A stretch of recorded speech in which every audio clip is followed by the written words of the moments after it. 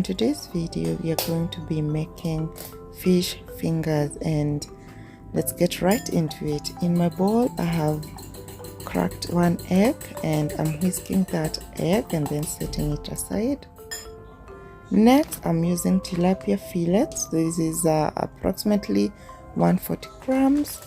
This is the piece that is in that packaging. So what I'm going to do is take a clean paper towel and wipe down excess water. Then I'm going to go right ahead in my chopping board and cut my fish fillet into small pieces, because remember, we are making fish fingers. So I'll portion it right there and then set it aside on a clean plate. Next, I'm going to go right ahead and spice my fish. I have used paprika, cayenne, and a little bit of black pepper. Go right ahead and use the spices of choice. Another thing that you need to note is that even if you're not using any other spice, just use a bit of salt and lemon. Please don't skip the lemon because you will enjoy the fish this way.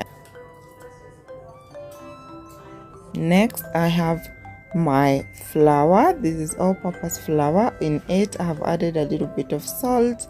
I'm also going to add a bit of black pepper and then mix everything together. This is going to be our coating flour. Go right ahead and use breadcrumbs if you have them. This is what I currently have in the house, but it's gonna do the job. So on my fish, I've added in the lemon, as you can see, and then I've made sure that it is soaked up in there. Now the remaining part is just me taking the pieces of fish fingers and actually coating them with my flour. I'll coat them twice. So first round is from this mix and then put them over there. Remember, this is our egg mix, and then heat the oil. The oil for you to start deep frying your fish fingers should not be too hot, because you don't want the fish to burn, because it has egg in it and you don't want it to burn before they are fully cooked. So keep it low and turn your fish fingers as long as they set, and then let them brown slowly until to your liking consistency, but make sure that they are well cooked. So as you can see, I'm turning them just slowly so that I don't break them, but they can't break.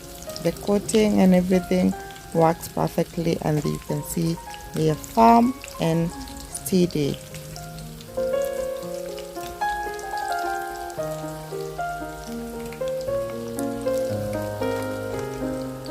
Leave room in your pan if you don't want to strain turning them. So yep, I did a little bit too much on my pan on this first batch, but it went all good. So turn them all and then let them cook on the other side.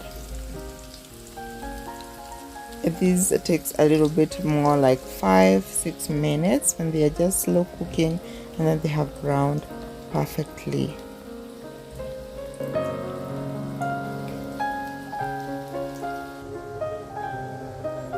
This is the result we get after that. It will melt in your mouth. Let's take a test.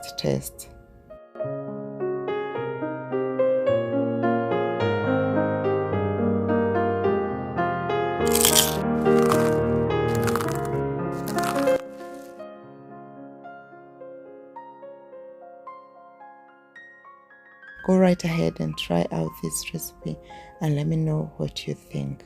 I will see you in the next one. Bye.